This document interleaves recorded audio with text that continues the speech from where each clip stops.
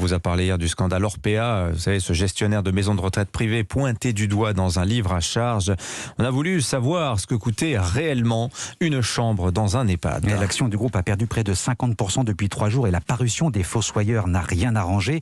Le gouvernement promet des sanctions si les faits sont avérés. Au-delà de la maltraitance, le livre met surtout en avant la course à la rentabilité au détriment du bien-être des pensionnaires. Carole Ferry, comment est utilisé l'argent que l'on verse chaque mois dans un EHPAD ? Alors, ce qu'il faut savoir, c'est que l'argent versé par un résident ne sert à financer que l'hôtellerie, c'est-à-dire la chambre, la nourriture, les animations, et puis bien sûr l'administration.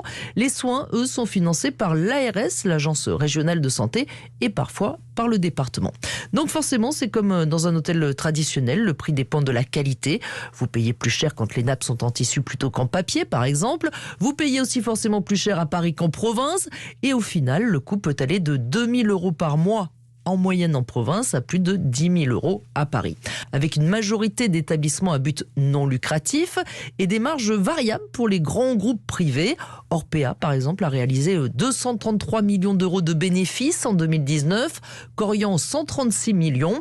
Reste que l'une des principales critiques concerne le manque de personnel, aides-soignants, infirmiers, matériel médical, dont le financement dépend là entièrement de l'État.